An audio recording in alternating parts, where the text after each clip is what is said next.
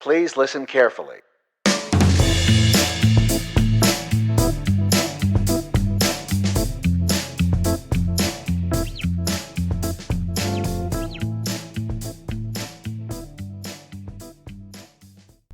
Hello, everybody, and welcome to Hypothetical Siblings. My name's Lainie. My name's Nick. That's Nick, in case you I'm didn't Nick. understand his slur My name of is Nick. words. He may be slightly tired, but only a little. Isn't that right, brother? This is going to be the sleepy cast. I decided. This is what? It's Welcome to the Sweepy Cast. no. Why did you make it weird and ooh? It was just sleepy. It was innocently sleepy, and then I you don't came out know. here with your fucking ooh sweepy weepy. No, I'm tired because I had a bid weekend. You fucked me up. You fucking poisoned my brain. Get fucked. And so I had a big weekend, and I don't know why I'm tired and Lainie is not, because Lainie also had a big weekend, but I guess she'll tell you about that when she talks about her week. Am I talking first? I mean, you're already talking. I'm always talking. This is literally the point of this, is that both of us are always talking. You talk more than me, but I agree still. I talk more than you in general, though. I have kind of one of those things where I don't shut up when I probably should. Yeah. Not like about sensitive information necessarily. I just talk a lot. Yeah, you just be talking. Yeah. Yep. Indeed. So am I talking about? Yeah, go for it. All right. Go for it. I did school, Wow. like I always do. Amazing. I did work, Wow. like I always do. I have a story about work. I almost sold an anti-material rifle to what is assuredly a gang-affiliated man.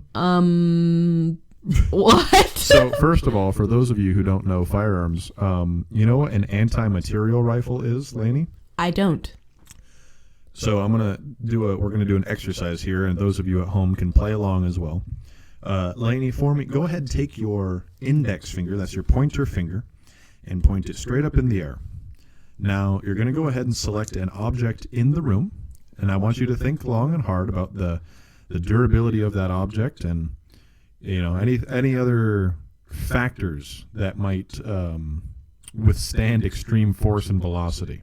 And then you're going to point. You're going to take your finger and you're going to point it at that object. So it doesn't have to be a strong object? Is that what you want? You can point it at whatever you want. Oh, okay. I'm ready. All right, go ahead and do so. And tell the audience what you've selected. I pointed at my watering can. You pointed at your watering can. You know what your watering can is? Metal. A material.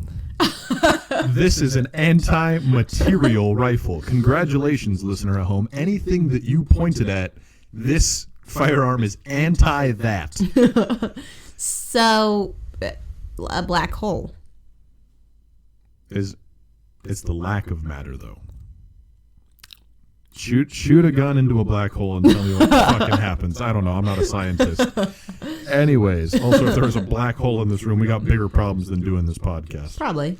Maybe. So, regardless, very large gun that retails for $12,500.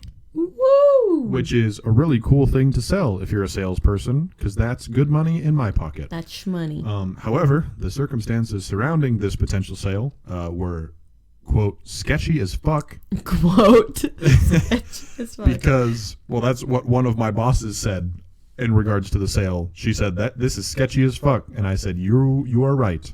Couldn't be more right. So, long story short, because it did take quite a while for us to get through this. So, 5 minutes before closing on a Wednesday night, this man and his friend walk in, and he goes, "Hey man, can I get some help with the rifles?" And I'm like, "Yeah, sure, bud. What do you need?" And he said, "You see that 50 cal over there?" And I said, "Yes. You want to take a look at it?"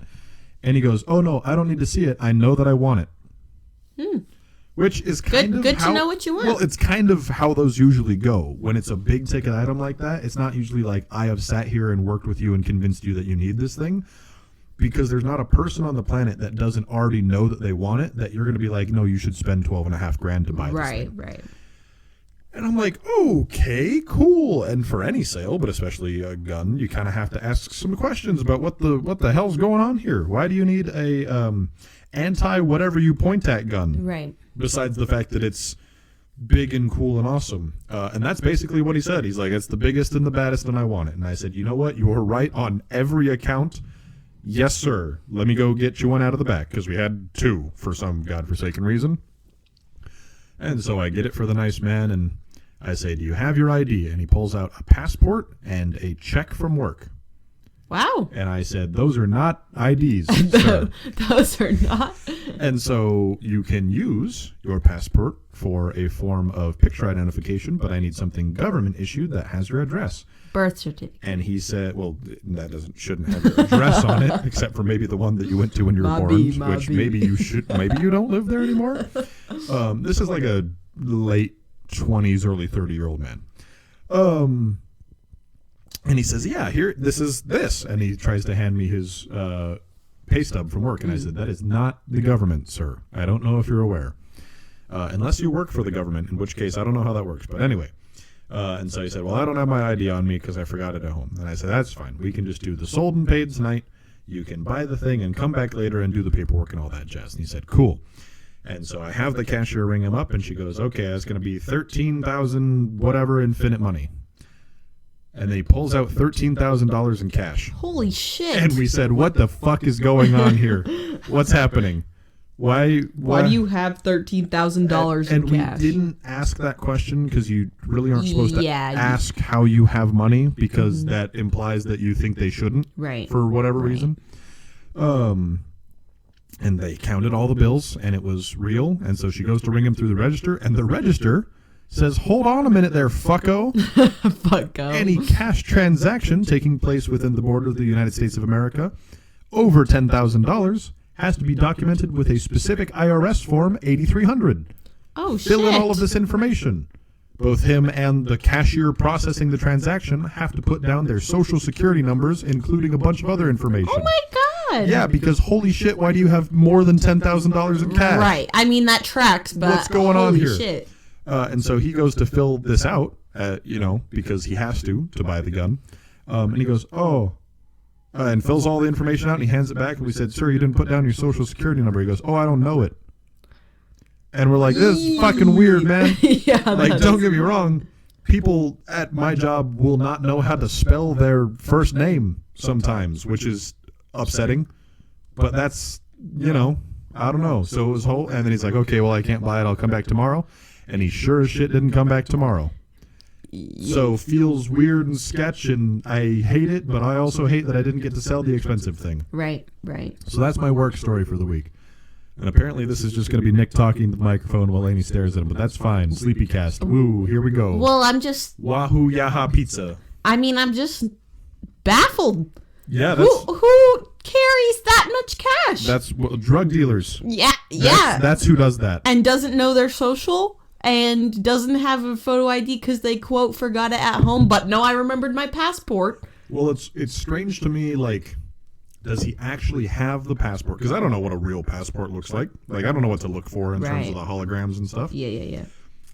So maybe it was a fake passport, and that was easier to manufacture than an ID for some reason, So I don't know. That's freaking crazy. It's one of those things where... in my job, with the firearm specifically, you just kind of have to have a chip on your shoulder right out of the gate to be like, I'm going to assume that you are some type of wrongdoer, a ne'er-do-well, if you will, and then you have to prove to me otherwise by me asking you the questions and you responding correctly and having the right things, Yep, because it's better to deny somebody a gun who potentially is a good person than to just give everybody... Well, that depends who you ask now, doesn't it? It does, but that's what I think. And so this sale sparked some minor controversy among the various employees as to who should and shouldn't have a gun. And I don't care to get into that here, but it's a whole thing. That is a whole thing. So that's my work story for the week. What else? Oh, my friend and I built a very small fish tank. Yeah, it looks pretty cute. We didn't build it. We put it together. We did not build the tank. We found the tank and then put stuff in it. Wait, you mean you don't know how to manufacture acrylic tanks? I don't know how to manufacture acrylic. I know how to buy it and glue it together with the stuff to make a fish tank. So if you ever want Clearly to you need to watch more Tanked. Tanked is garbage. Anyone who wants to get into the aquarium hobby, don't watch Tanked at all. They Wow. overstock their tanks and they're dog shit. This is Like 70% of those anti-tank. 70% of those fish that go into those aquariums are dead within a week of the show filming. You don't know that. I know that because I've read articles on exactly that happening. Oh no. Oh no. Oh no. Not tanked. Not tanked. Not Las Vegas tanked. But it makes good, mediocre TV. So It anyway. does. It really does. But anyway, we set that up and that was a fun little experience. We were hanging out at his house afterwards and he made me lunch, which I didn't expect. And he also didn't say he was doing. He just started to get up and make it. Lunch was spaghetti Wow. with a margarita. Yes. And a homemade cookie. He did say that. He said, Lainie, you could have come over, had some spaghetti and margs, but It was I was in school. eclectic combination, and it was delicious. Yeah. It was so good. He's treating you right. He made the sauce. Damn. Like, it was like tomato paste or whatever, but like he put all the stuff in it to make a sauce. Is he like a real adult? No. Because But neither am I, so it's fine.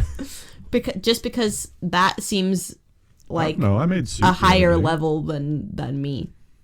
Yeah, you could. I don't know. I feel like you could make spaghetti sauce. I feel like you don't care to. True.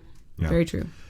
So that was a good time. And then this past weekend, I went on a hunting trip, which is why I'm so tired, with some family and familial friends and things of that nature. We were not successful. It was 1 billion degrees below zero, approximately, the entire time. That is only a mild exaggeration, but I was wearing, 3 layers, with the outer layer being effectively snow pants on the bottom, waterproof boots, and thick wool socks, and then 5 layers on top, with a beanie and a neck gaiter, and I was still a little bit cold. Yep. Because it was fucking cold. That's crazy. Thankfully, and kind of also not thankfully, we were in the car pretty much the whole time and kind of driving around just looking for stuff, which is not usually the way that I like to do it, but this particular hunt was for elk, and apparently that's the way that you do it, is you have to spot them first and then put together like a plan to go get them. Yep. So we were in the car basically the whole time, which is good because it was warm in the car and very cold outside. Yeah, screw being tough.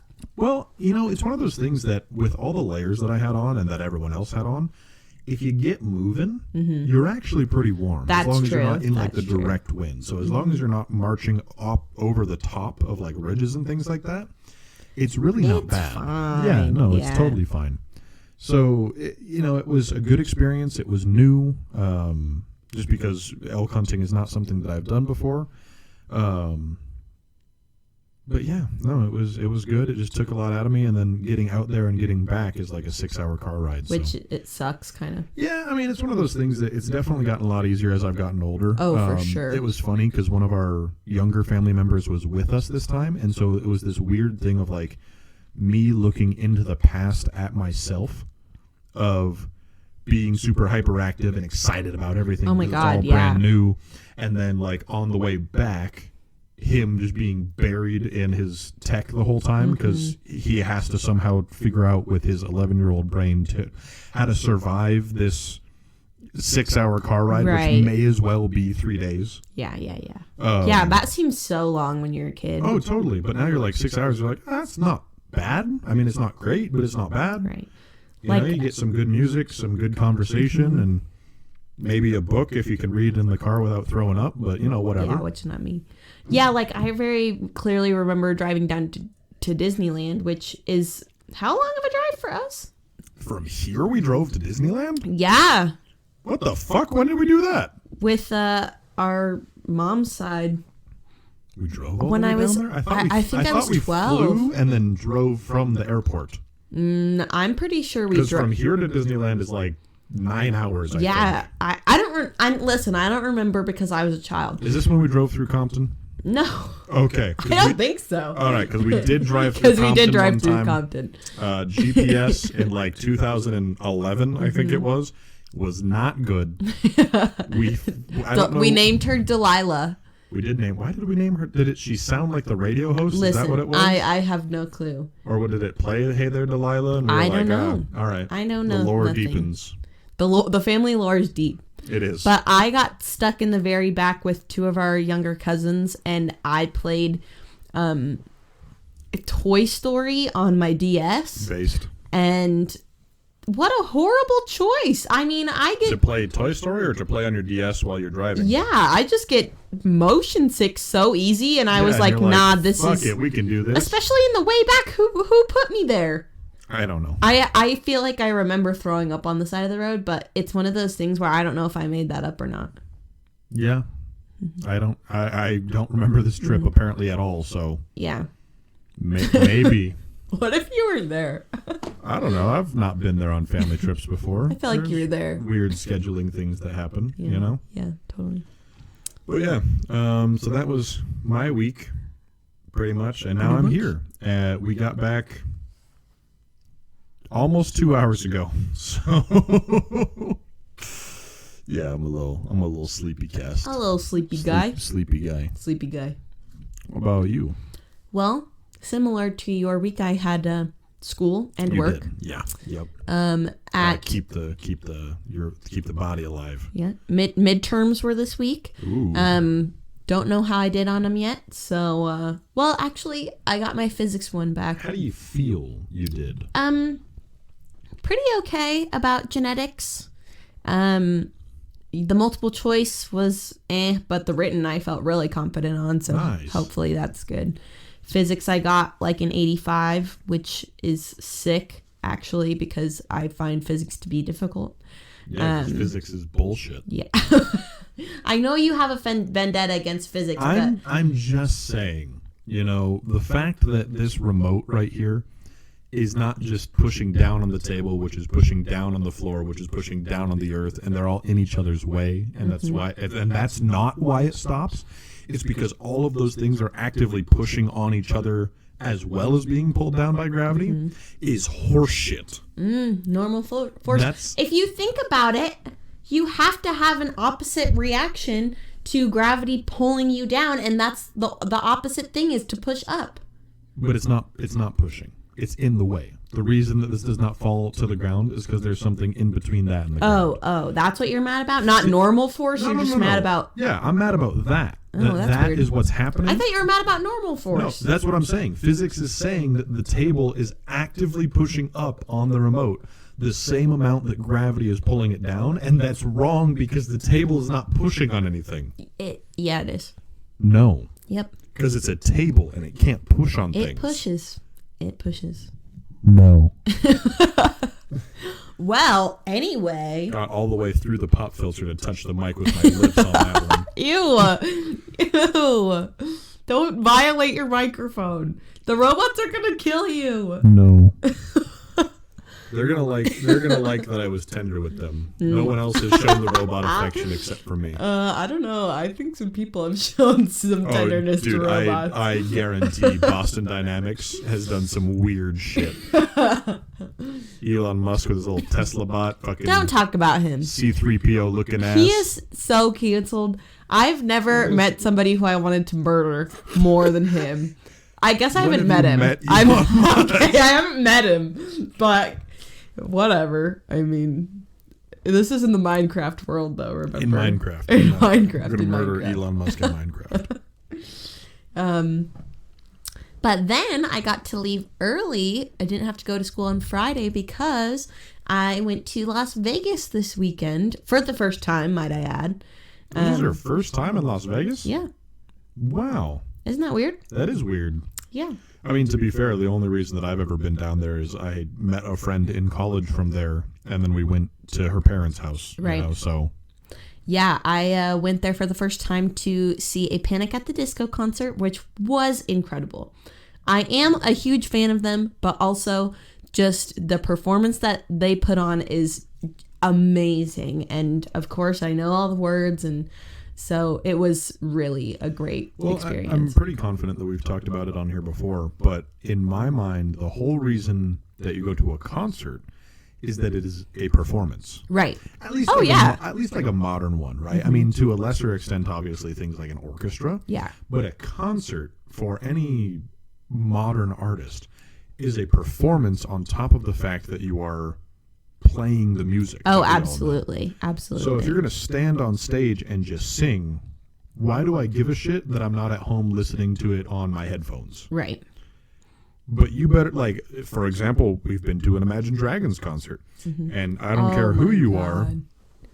You know, if you want to shit on Imagine Dragons because you think they're basic, which they probably are to some degree, but they make good music in my mind. I agree. And they put on a freaking awesome concert. Oh my God, they put on a doing show. Backflips off of amps and crazy bullshit. Huge drums that they bang. Yo, big drums. Big drums.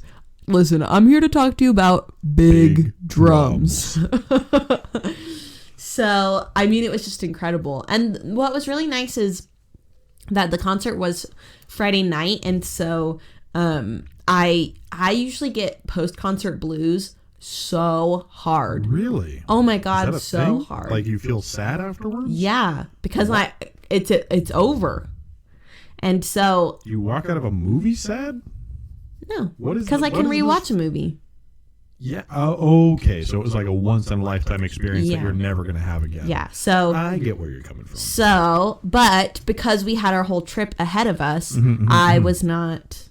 Because there's sad. still more to experience. Exactly. Like this was the cherry on top type thing. Exactly. And so then I got to experience Vegas.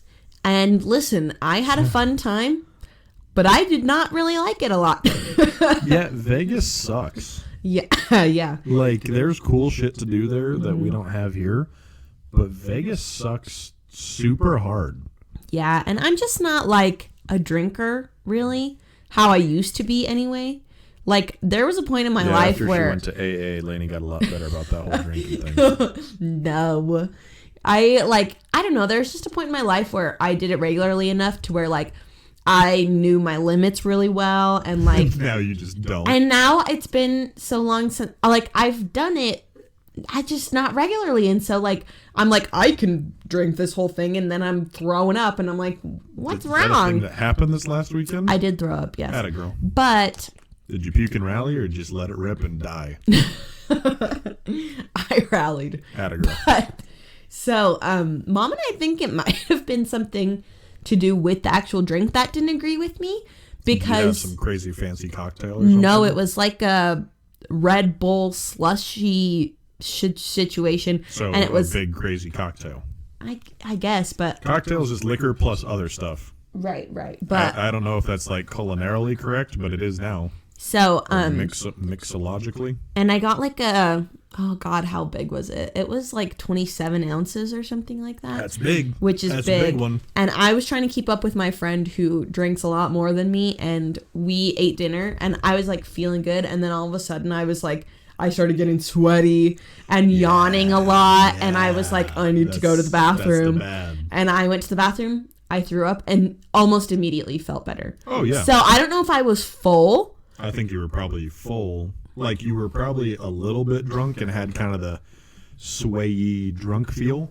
And then you were such a bad person with nausea that to add food on top of that, you were like, this is too much. Yeah. So it was fine after that. I felt better. And there are dispensaries in Vegas, and we went to one. And so I got to do a gummy as well. Nice. And that is so fun. Walking around Vegas, just high. I'm like, wow, look at these people. Absolutely. I don't know. I feel like on the Vegas Strip especially, you see some shit if you were stoned out of your mind, you see some shit that you just can't recover from. You know? There was a guy who was so on something, and he had very clearly shaved his own head, or somebody had done a horrible job. Yeah. And it was like patterns. Oh my, it was so funny. Also, there was supposed to be a concert, I don't know if you heard about this, called When We Were Young or something, and it had My Chemical Romance and Avril Lavigne and somebody else, I think. But it was at an outdoor venue, which I didn't even know there was one in Vegas.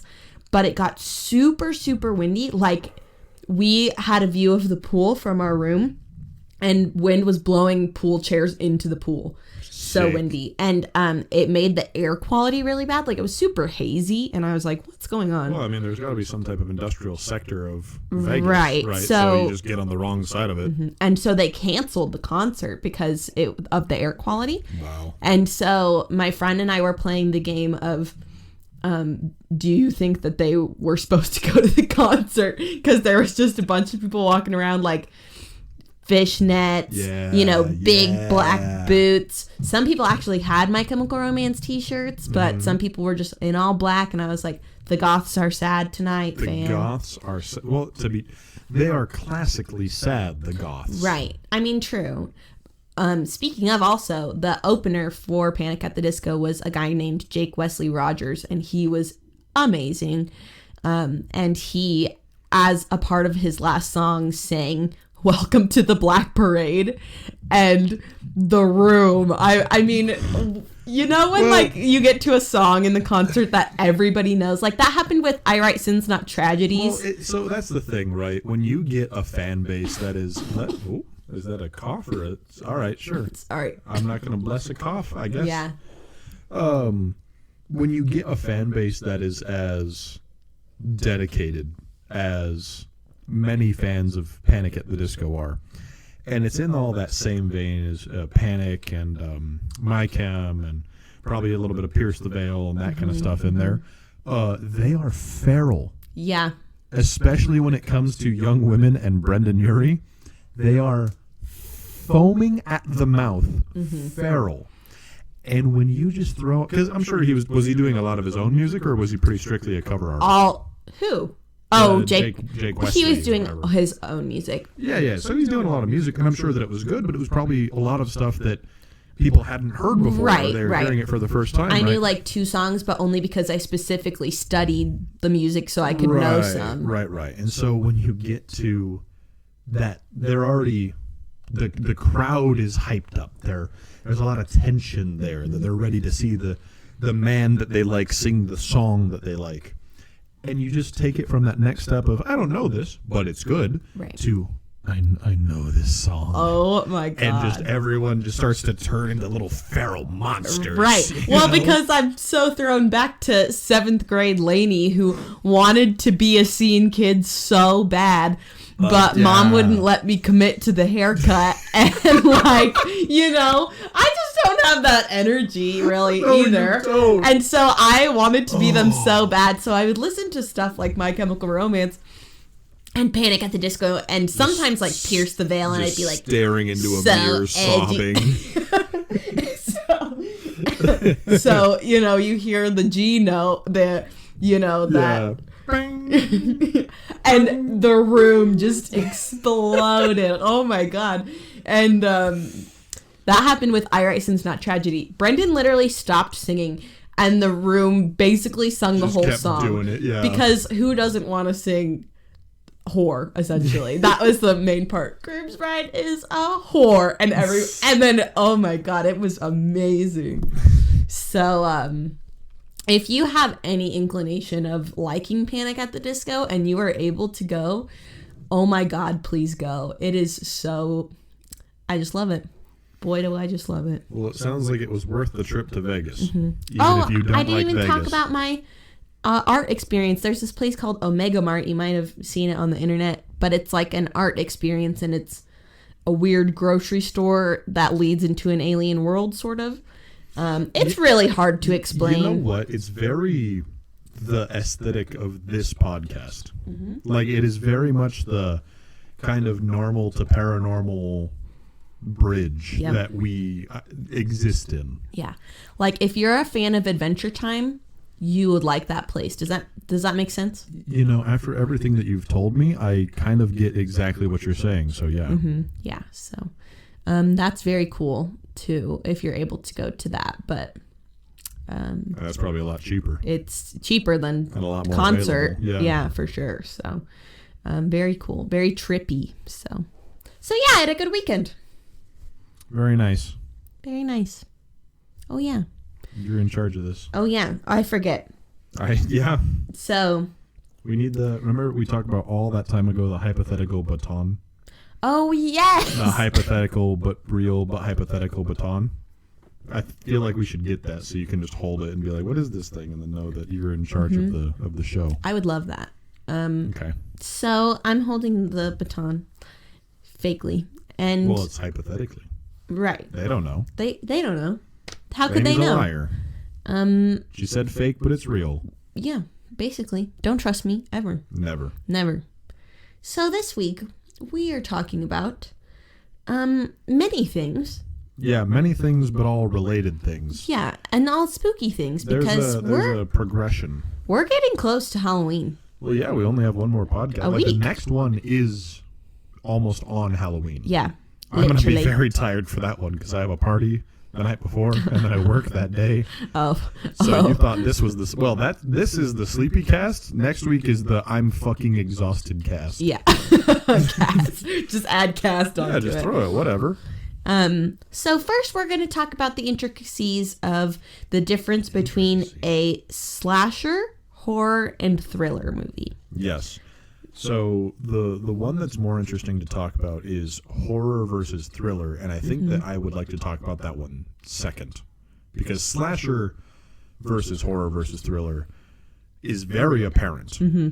Yeah, well, slasher's really easy to distinguish, and it actually is a genre of horror. It's within the horror category, but it's very specific. Yeah. So that's pretty easy to delineate. But horror versus thriller, I think a lot of people get confused, and there are definitely movies that are on the very edge. But I think a really good example of thriller, to me, is A Quiet Place. I would agree, because it is not a horror movie, right? Mm-hmm. So, well, before we get into this, because this really is the meat and potatoes of this first part, a slasher movie is what it says on the tin, right? It's people getting chunked up and like brutalized and just ripped into pieces that usually you do not see people in. Yeah, I think it has to do with the like cinematography as well. Of it's focused on not the fact that this person is dying, it's how they are dying. Right. And it's I mean, I'm sure that there are slasher movies that do it a little bit more elegantly, but often it is about the gore. It's about the cheesiness of it. I don't think that there's anything elegant about any slasher. I think it is strictly that it is this brutalistic, right? Again, people getting chunked. Right, but I'm just saying that I think that there are movies who approach it better. And try to make it more plot there's line. More of a clean surgical. So would you say then that the oh god, what's the fucking with the jigsaw, the clown? Saw. Oh yeah, that'll do it. So is Saw a slasher movie? Because it is kind of glorifying like the violence of it. Right. It's about horrific things happening. It's hard because I think the further you get into Saw movies, it becomes more plot driven. No. It gets more slashery, more. Okay. Because like the first movie, which I actually really like, focuses on two men sort of stuck in a room. Okay. And then they're trying to get out and having to do these horrible things and stuff. But the second and the third movie is more like groups of people. And they are just fucking killing them. Just getting whacked. There's this horrible scene in the second one where this girl gets tossed into a, like, I guess pool, I don't know, container of, like, needles. Oh, my God, it's horrible. Like, don't get me wrong, like, needles are not a thing for me like they are for some people. But the idea of that, just every move is just getting stabbed more. Yeah. And then, like, in the third movie, somebody is tied down. I think. It's been a long time since I know the needle thing happened. In one of them. But, no, I know it's in the third movie. I just think this happens in that. Okay, sure. Somebody is tied down, and they're at a slaughterhouse, and they're, like, shredding pigs on top of the person. So it's, like, and it's basically just pig entrails are getting thrown on top of, and they're like tied down and going to drown in pig, essentially. That's a bad way to go. So like you can see the progression of like the first one is like these two men must pay for their sins and have to get out of this room, and then the second and third one are like there's a bunch of people and they're getting fucked up real bad, So it gets more slasher over time. So slasher is less about anything besides people getting jacked up. But I also wouldn't call Saw a slasher necessarily, because... So does it have to do with then the, like, actionable party?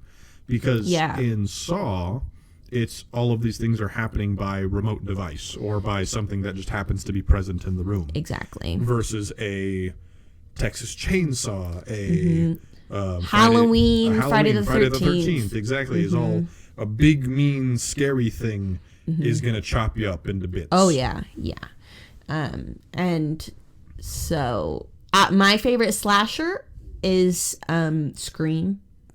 God, I love that movie. Yeah, because I would say that Scream is a slasher too.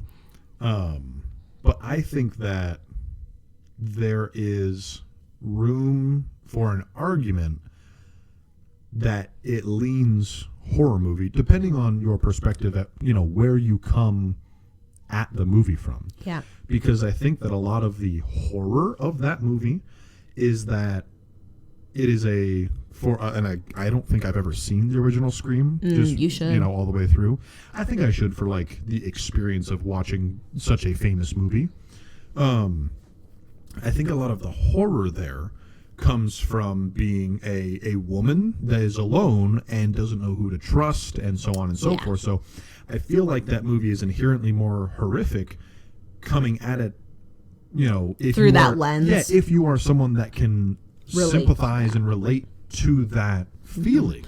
Yeah. Also, what's crazy is that it's not quite this, but part of it is like she does everything you're supposed to do and still sort of gets fucked up. Yeah. And it's obviously not all you're supposed to do. Like she makes mistakes. Well, you're going to fumble stuff when you're freaked out. Right. And but that is sort of the air that I get when I watch it of like, she punches the bad guy. She beats him up. Yeah, there's a fight. It's not doesn't matter. Blonde cheerleader running, screaming into the basement to fall down 13 flights of stairs. Right, like in the scary movies. Yeah, where exactly. So, that's slashers. I feel like it's really easy to put those into category. Absolutely. And then thriller and horror is where it gets a little bit blurred. There are definitely movies that sort of sit on that precipice for sure. But like I said earlier, I think a good thriller is A Quiet Place. So yeah, I think that it is absolutely A Quiet Place because it is, I think no, I don't want to say that. I think the success of A Quiet Place comes from very early. I would say in the first 5, maybe? What do you think that opening scene is? The kind of flashback? 5 minutes? Maybe 10? I was going to say 5 or 10. Okay. I was going to say 10. So in the first 10% of this movie, right, you immediately establish all of the rules. Right. You have to be quiet to, I would argue, an inhuman degree, and all of the time, right? And by letting people know what the rules are, you make the watcher immediately aware of when they are being violated. Right. Well, and or when they are about to be violated. Yeah. And so that is the thrill, is you set up situations in which the watcher knows, but maybe the character does not know that they are in danger. Right. And you have no ability to tell them, and that anxiety is what a thriller is trying to invoke. They keep you on the edge of your seat the whole time. But the other part is that keeps it from horror is it's not necessarily, I was going to say scary, but I think that to me, it doesn't leave you scared afterwards. Like, I didn't watch A Quiet Place and then go home and be like, oh no, monsters in the dark, which is not a hard and fast rule. That's just sort of my own parameters for it. Yeah, I agree. Because did you ever watch the second Quiet Place? No, I didn't either, so I can't confirm or deny any successes or failures there. But when I think thriller, I think Midsummer, which that's kind of psychological horror.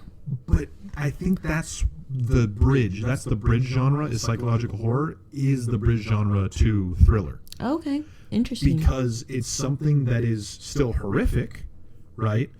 But it's not a boogeyman that's going to come get you, right? Yeah.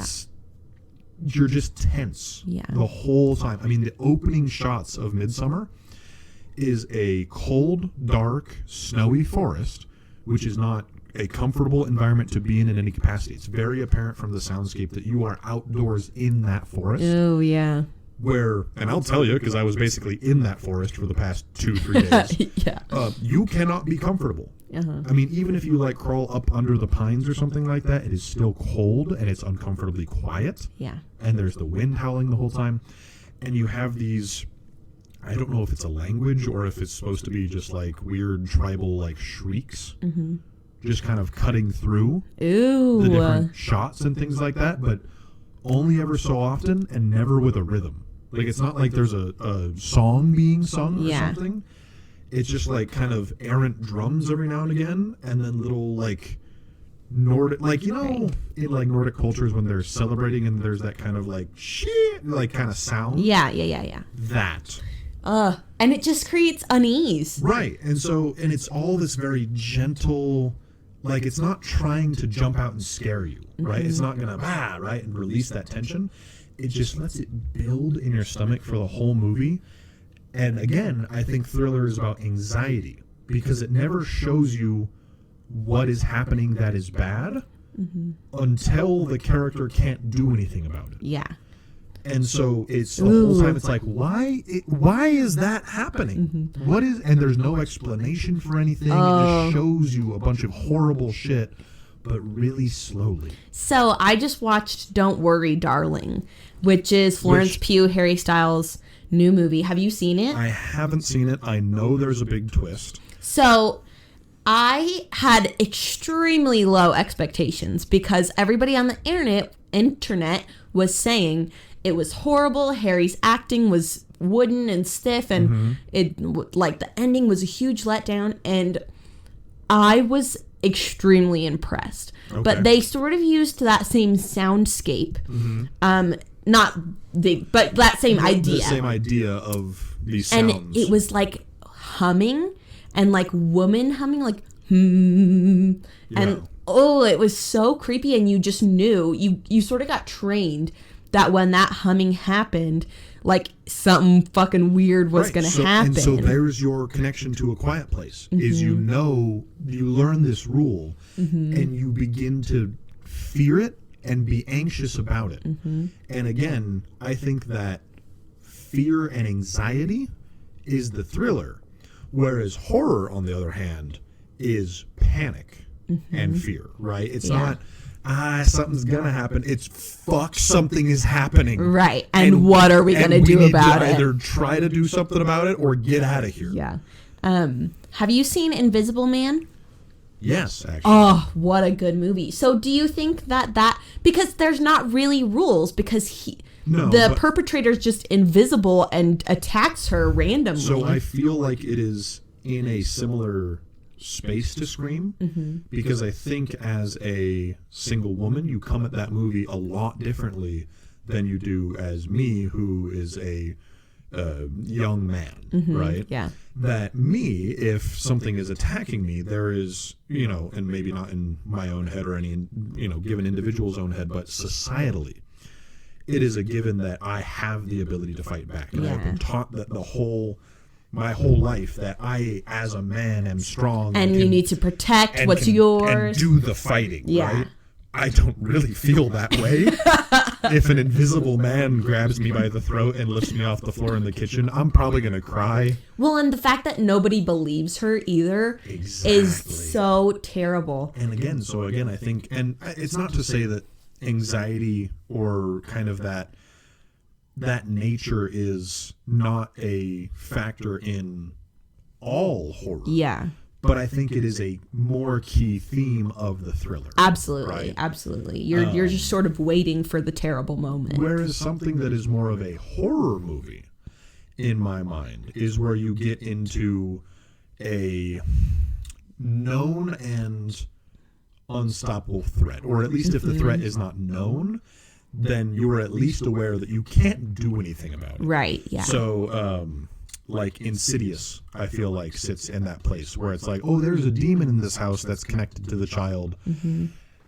And what is a demon? Right, like, and what are you going to do? Yeah. It starts with a C, the trailer. The Conjuring? The Conjuring. The Conjuring. In my mind is a horror movie. Oh, absolutely. I was going right? to talk about that because it is that is very much horror. Because there aren't really rules to it. No. Right? Not originally. Mm-hmm. Yeah, it's not like, oh, don't do these things or do these things and these will have consequences. It's the house fucked up.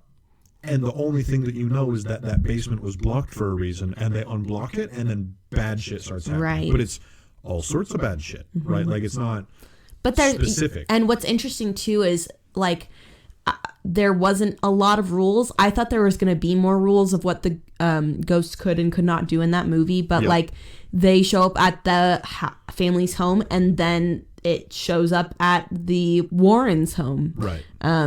That's Annabelle, but like, right. I can pretty much withstand slasher and thriller movies. Yeah. Horror gets me so bad. I get so fucked up over horror movies. I think I have always been way more, or at least in my experience, have been way more affected by thrillers. Or what I would classify as thrillers than I have by horror movies. Really? When I went and saw Midsummer, I had trouble falling asleep. Really? Because, and it wasn't about that I thought something was going to happen to me. It's that I couldn't ditch that uneasy feeling. That uneasy pit of my stomach. Ooh. Like, I just didn't feel okay. Yeah. In that same vein is... God, what is it with the James guy that you really like, and he has a bunch of personalities? Split. Oh, James McAvoy. Yeah, James McAvoy. Split really fucked you up. Yeah, and I came out of that theater and was like having to try and not cry, and like got in my car with my friend at the time and was like, I cannot express to you, because we were in a parking garage outside of the theater. I cannot express to you that if there is a man that comes towards this car with any modicum of speed or intent, I'm going to hit him with my car.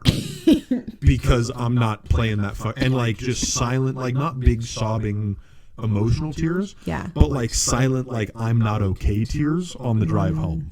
That's because that feeling just sits. Okay, I what's so interesting is I completely understand that feeling because in Dune is not a scary movie. No, but I see what you're talking about. That sound that they make, and also that weird fucking worm guy, whatever he is, made me feel like that. And I was feeling like I needed to walk out of the theater. Yeah.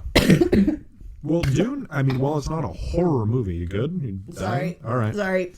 While Dune is not a horror movie, I think similarly they use sound in a lot of the shots to make you feel like you are out of place. Yeah. Because a big theme of that movie, or at least, and I assume the book, is that the family coming to that planet is out of place. That they are somehow disturbing some sort of natural order. Yeah. Yep.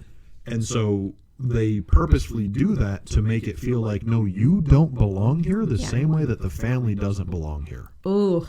So, but even though I understand that feeling, it does not sit with me. When I leave that environment of whatever's going on in the movie, you can recover. No problem. Yeah.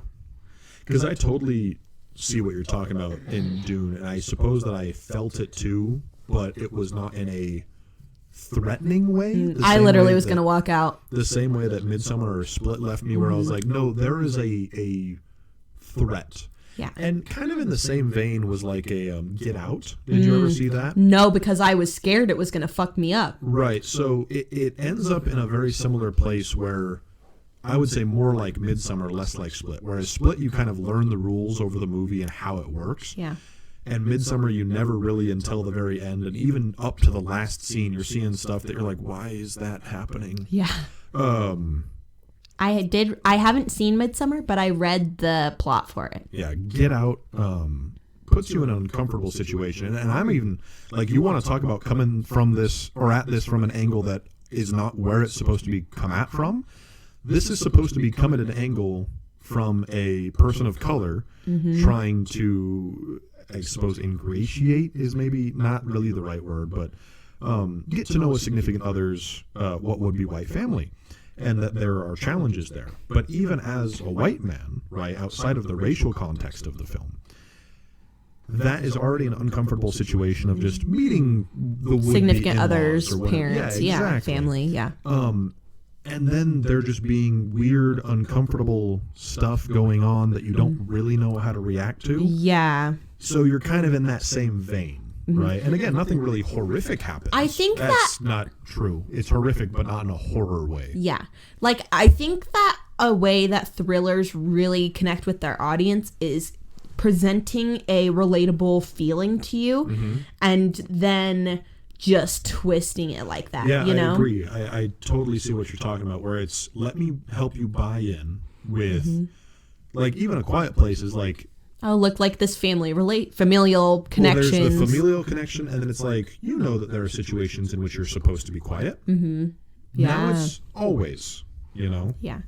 That's so interesting. Yeah. So horror is, I was going to say more fantastical than thriller often, but that's not even the case. I mean, it just really is situational. I think there's something along those lines, though. Like, I like to think, I see where you're coming from.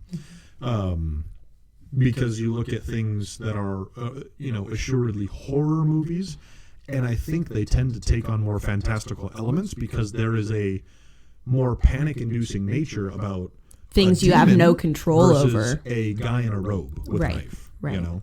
Yeah. And like, one of my favorite thrillers is the movie called Hush. Have you ever seen that? I don't believe so. It's about a deaf woman who is fighting off. Yes, I have seen that movie. Yep. And so what's really satisfying, huge spoiler, is that she just fucking beats him up at the end. She beats his ass. Yeah, dude. and you're like, okay, that gives me some closure. And you're sitting on your edge of your seat the whole time, and you're worried, but she prevails because he's just a fucking guy. Right. Well, in the horror movies like The Conjuring, these third-party people come by and are like, oh, you're blessed. Here's this, I'm going to chant this verse at you. And I present you a Jesus. Right. And put it on your mantle. Yeah. And burn abuela's candles. Right. And then you're like, so in real life, you're like, oh, fuck, where am I going to find a medium and her husband? Yeah, I don't know. I feel like you put something out in the classifieds, you're going to end up with somebody. I'm not going to say they're legit. I don't know. You probably walk up to a church and be like, who do you got that can do an exorcism? Right. You know? Well, and the thing is, too, is like the evil is often not beaten. It's just debated. Right. It has been diverted or like confined to an object or something like that. Yeah. And it's like, oh, we'll keep an eye on this. And I'm like, how am I supposed to live my life in peace ever again? Which is a very religious thing. Right. Like it is a very religious thing. Maybe that's why I get so messed up over it. Right. Well, we've talked about our weird religious holdover fears that we have like in our hearts because baptized Catholic, I don't know, maybe that's what it was. It's in the water, right? They baptize you Catholic and all that baptism water just soaks into your brain and you're like, oh, I don't know about all this. I believe it. So. But yeah, so there's some of the differences between those genres. Now, Nick, how would you survive in these situations? Or how do you think you would survive? Badly. Yeah. So when I get stressed over a long period of time, and maybe this plays into why thrillers seem to affect me so much more than horror movies. When I get stressed over a long period of time and can't do anything to take that stress off, and I'm not talking over like a week and then you take a vacation or you go do something fun or something. I'm talking I am stressed over the period of an hour or two consistently. I start to get real weird and just kind of unravel. Yeah. I had like damn near a nervous breakdown one time because it's one of those where I get into a situation and I make a poor decision and then that sits with me. But I'm distracted by the fact that I made a poor decision. And so I make another one. And then they just start to build, and I kind of get in this horrible cycle where I'm just like at the point that I like can't hardly pick something up without knocking it over, right? Because I'm just focused on all of the wrong that I have already done. Yep. And so badly. Now, I will say that my one advantage is if I get like jump scared, not, this spooky and kind of just uneasy and all that, but if I'm,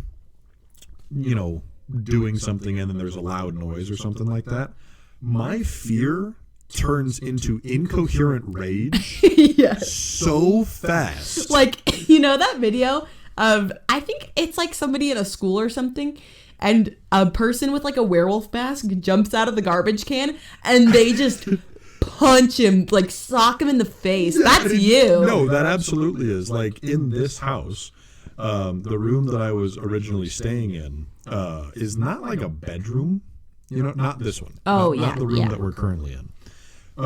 Is not a bedroom. It has like hardwood floors and I think it's supposed to be like an exercise room. We call it the yoga room.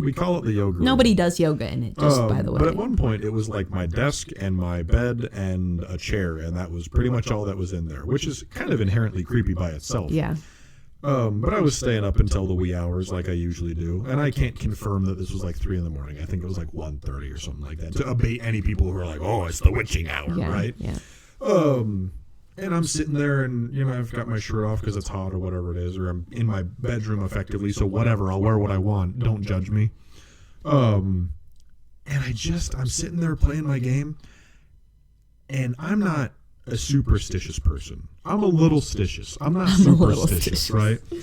Same. And I just felt what I can only describe as a hand on my shoulder, but just a little bit colder than it should have been. Right, is all that it was. Just a hand. And not even, it wasn't hard, it wasn't a grip, it was just a real soft hand lay on the shoulder.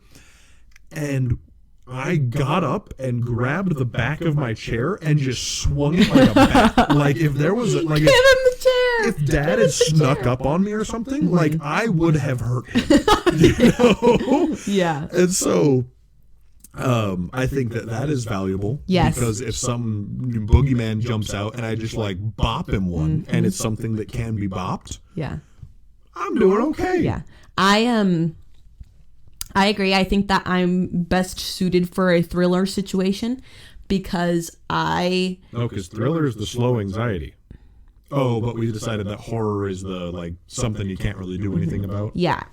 So because in a situation like Hush, I am ready to do some fucking damage. You know what I mean? We talked about it last week. I think your proclivity for violence surrounding sports is all we've seen. I have a feeling that if you got freaked out and scared enough, you could do horrible violence upon anyone within reach. And that's what I intend. I've had dreams that are like bad dreams, but I end up just having this rage where I get some sort of implement and I try to just maul whatever's coming at me. So a lot of people, this is a total aside and I don't mean to cut you off, you've had the dream of like trying to run away or run somewhere and you can't, and you get all weird and bogged down or whatever. So I've had that dream maybe once in my life. You know what I've had a lot more than that? Is it's the same thing. There's like this big, shapeless, like inherently malevolent mass in front of me, and I'm having to fight it. Yeah. But my arms your punches are moving slow motion, and I'm making contact, but it's just this soft. And I've had it before where I get so frustrated that I break through that. I love that. Just throw a haymaker into this thing. I love that so much. Does like the Smash Bros. Like Team Rocket fly off into the distance, like bing. Yeah, totally. Oh, like if I could bottle that feeling of getting past that, I could do I could lift a car.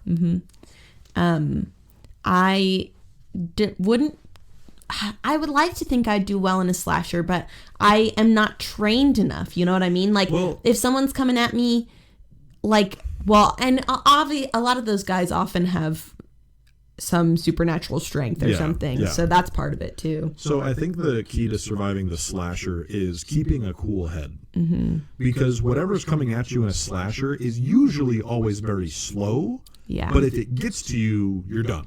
That's actually a great point, yeah. And so the trouble with a slasher is that people get freaked out and sloppy and make mistakes. Right. And so it's, I'm running and I tripped and now I get speared through the back or whatever. And a lot of people do try to fight And Yeah, like it's and like they're one of like- those things where it's like you take the wooden board and you smash it over their head, and then they just turn around and just gut you. right, yeah, So I think the thing in a slasher is slow is smooth and smooth is fast and get the fuck out of there. yep, And I am not that. no, I am not a slow is smooth type of person. No, me I neither. should be. It's a very good thing to be. it is a great thing to be. I am not that person. No, me neither.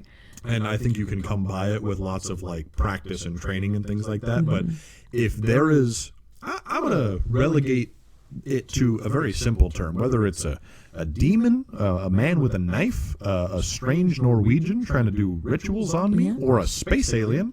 That's a motherfucker. If there is a motherfucker in your house, I'm going to freak out and maybe jump out the window. Yeah. And that's not good in a slasher or really any of these. You know? I agree. Yeah. And then horror, I would just have a mental breakdown and Yeah, the horror, if it comes down to like there is a visible ghost or demon, I'm just probably going to die. yeah. Like I'm going to lay down and die. Yeah, and if I somehow manage to escape it, I will not return to normalcy. You will put me in a home, and I will be sedated the rest of my life. Hey. Unless I kill myself. Yeah. You know? Yeah. Yeah, you know. So, not doing great. Survivability of Nick and Lainie, overall low. Yeah, overall, not doing great. Not good chances. Not at all. But, you know, that's in special circumstances. In regular life, I'd say we're doing pretty well. Yeah, regular life I'm doing all right. I can function as a human being in modern society. Yeah. Just put me in a situation. No, fuck a situation. Don't ever put me in a situation. Yeah, exactly. You know. Yeah. So, yeah. Now, Nick, Yes. if I see, I was gonna propose. What would That's you very do? kind of you, but No. this is not Alabama. No, thank you. Don't say that to me. don't talk to me that way. Actually, if you could just not do that. No. So, I was gonna say if you were in Scream, Okay. tell me how that'd play out, but you don't even know the baddies. It's a man in a mask with a knife. Not really. What? It's Can I not a spoil man? it for you? Or are you going to want to watch it later? I'm going to want to watch it, but I'm going to go with it because I know it's a dude. Like, I know it's not supernatural, right? Yeah. If it's a dude in a mask, I'm okay. I think, because I'm an average guy. I'm a Okay, poster boy, golden retriever, white man. that's true. I have a... Okay, Scathing. have you seen...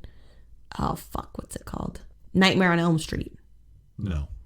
Is that the Freddy Krueger one? Yeah, he fights you in your dreams. But then doesn't shit happen in real life also? Yeah. Okay. Do you think you could fight in your dreams?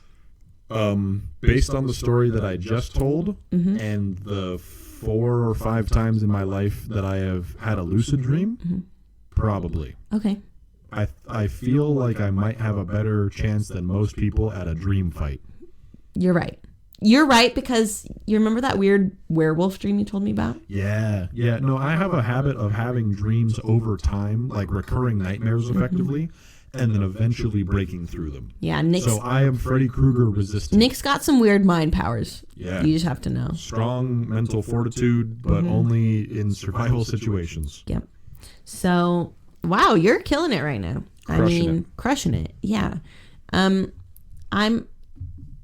don't know. I don't have any more for you. I feel like you're doing really well right now, and I don't want to throw something at you that you're gonna fail. Ruin me. Fucking fail me. Ruin me. All right. Destroy me. The Ring. Have you seen The The Ring? Ring? What is The Ring? Where the girl crawls out of the TV? Oh, that fucking Sadako shit, whatever? No, yeah, I'm dead. So Isn't that the one where you pick up the phone and it's like you listen to this and then you die? No, it's a tape. Isn't there one where you listen to this and then you die and the phone is like bleeding or something? I don't know. All right. But The Ring, well, and you know what? I'm going to preface this with I haven't seen it. Okay. But the way that you solve it, I learned, is that you just give somebody else the tape to watch. And That's she fucked goes up. and Can I like grab a criminal and be like, here at the prison today, we are going to show This movie. That's kind of fucked up. I mean, if you gotta choose somebody, you're gonna give it to a friend. You're Right. gonna give it to a family member. Sell it on Craigslist. It's all fucked. Well, that's that you make them pay for it. That's worse. Yeah. I mean, everything's like, just horrible about it. You go to the prison and you're like, gather me up all the motherfuckers that are going to be in here for the rest of their life, bar none. I got a new movie for you, and you put in the VHS, and then they right, and then one of them's cursed. That's fine. But then they can't give it. So if it kills someone, what happens to the tape? I think it just stays chill until someone watches it. What if I burn it afterwards? I think it's magic and it won't work. Okay, then I will sink it in the ocean. And if it shows back up, then it's going to live in an attic that I don't have. Good choice. All right. Wow. You were going to say? What? I thought you were going to say something. No, I'm sorry. Okay. You, Lainie, are a moderately survivable person, except we just determined that both of us have poor survivability odds. Yep. How would you do in a quiet place? Okay, Because I feel like you're kind of a klutz. I agree. So the talking isn't what would fuck me up. I'm pretty good. Well, I'm not good at not talking. I have days where if I could not talk the whole day, you know when you maybe not. You know when you wake up and you're like, I could just be silent today. No. But you have stuff to do and you can't. I have literally never come across that. Oh.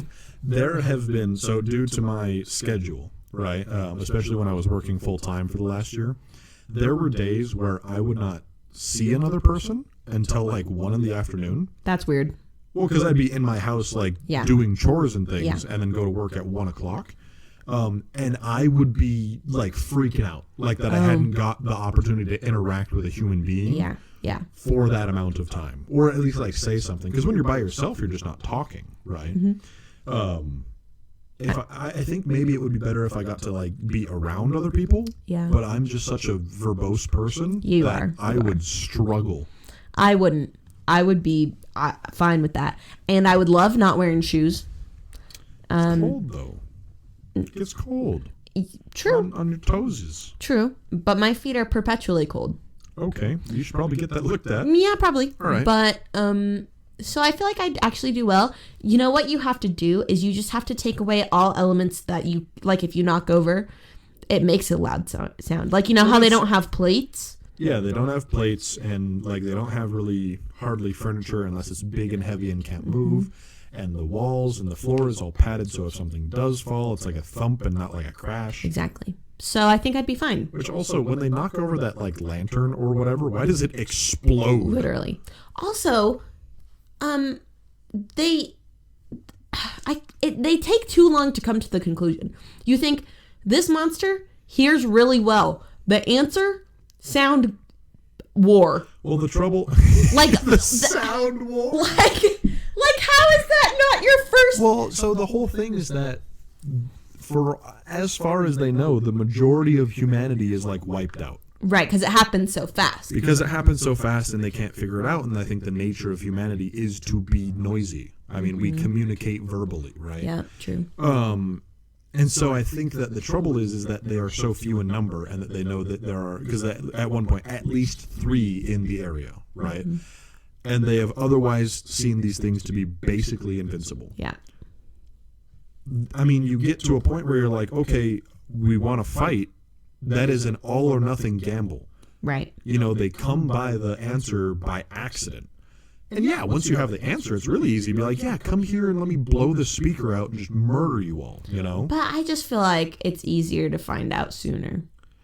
Don't you think some dickwad at the Pentagon has some... There's got to be so many loud noises, and again, I haven't seen the second one, so I haven't seen this, but when they crash down or whatever, because I don't know where they come from, there are so many loud, tires screeching because a car is swerving or whatever. Feels like would fuck them up. Right. Yeah. I don't know.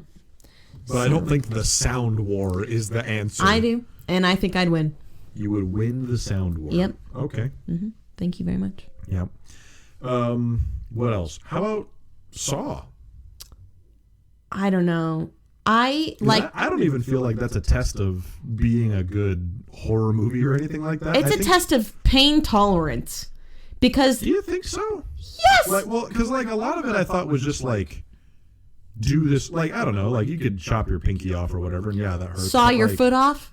He said. Saw? He said I put a key. I sewed it into your eyeball. Cut it out. How do you sew something into it? You can't sew an eyeball. Yeah, you can. What? You sew it the eyelid. Oh, the eyelid is sewn shut? Listen, I don't really remember. But there's a key behind your eye. Go get it. Yeah. Yeah, I'm probably going to die. I'm probably going to die real quick. Yeah, and it's a lot of the time it's like, this contraption is going to close in this amount of time, and if you do not complete, your task, but also they do it to people who they deem morally wrong. So, like, they kidnap somebody who's, like, killed a child because they Did like they do it on purpose? Well, they were drunk driving and like hit him on a bike. Yeah, fuck them. Right. No, yeah. So fuck that person. You're a little bit protected in the fact that if you're not bad. I mean, I like to think I'm an alright person. I'm not DUI kill a child bad for sure. Oh yeah. There is like a plot line where one of the girls who's doing it like behind the mask of Jigsaw, it starts to like make up her own fucked up rules and nobody can really escape. And then the original creator's like, that's not the fucking point. Yeah, they have to be able to escape. The point is that they go through the punishment and then can redeem themselves and then continue to go on. Mm-hmm. But it's not just so your fucked up ass can watch them suffer. Right. Yeah. So I don't know. It depends what I have to do. I'm gonna cut the saw short because I think that the pain tolerance and also that we're not jacked up people.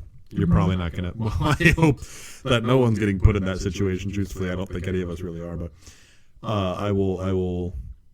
As we kind of end off here, a horror classic. Something that has been talked about in the horror thriller, not so much slasher genre, since I believe the '80s. Alien. Oh. Are you familiar with the conditions of the first, like the original Alien movie? Not really. You are on board the Nostromo, which is a spaceship, but it is a confined space that is a couple times the size of this house, right? Not much, but a couple. And there is an alien on it that you have to either figure out how to escape or survive, because your ship is going somewhere, but the way that they space travel in that is that you have to cryosleep. So you're actually traveling for like 50 years, but you're just asleep the whole time. Yeah. You've woken up. I don't really know why they wake up, to be honest. But you've woken up for whatever, and you've got another 10 years or whatever to get where you're going. So there's an alien that needs to be solved somehow, and it is effectively invincible and has acid blood and will super murder you for nothing in like a second. May I ask how she wins? I believe in the first one she jettisons it in an escape pod, I want to say. It's either that, because I think it's later on that she basically pokes a hole in like a window and it suctions it. And it gets, yeah, well, no, so it's in the fourth one that it's a small hole and it's like guts get sucked out and then the skin comes later. I think in the first one she might actually shatter like a whole window and just the whole alien just goes floating out into space or something. But similarly, like jettisoned into space in some capacity. Yeah.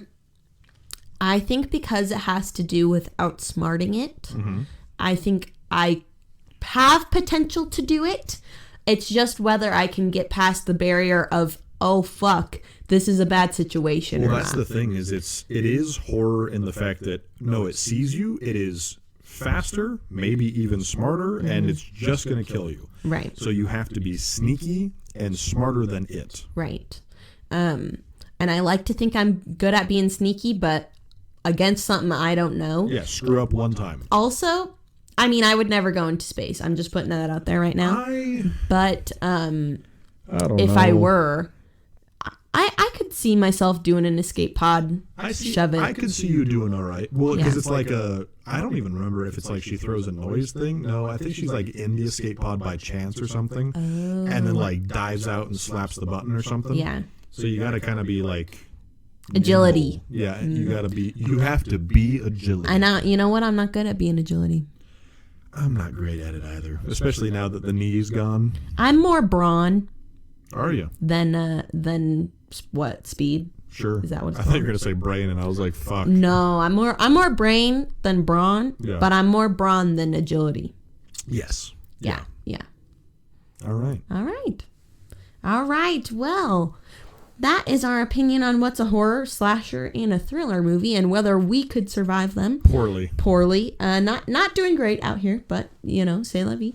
If you have opinions about these things, any of them. I want so badly for the person to write in who's like, the guy that's like, I could fight a gorilla. Like I could for sure kill a gorilla. Yeah, don't pretend you can kill a gorilla. Actually, you know what? No. Talk to us about it. Try to convince me that you can kill a gorilla because you can't. Mm-hmm. And I would like to see what argument you put forth. But I want the horror movie version of that person who's like, oh, fucking the Scream Mask guy comes into my house and my fucking triple barrel 12 gauge thermal wipe him off the face of the planet. I'm like, how big is your motorized wheelchair? You know what I mean? Like God. For your 400-pound body. You Don't do this. If you have opinions, please email us at hypotheticalsiblings@gmail.com. That's hypothetical, HYPOTHETICAL, siblings@gmail.com. Thank you so much and have a good week. Survive Halloween weekend and we'll see you next Sunday. Woo.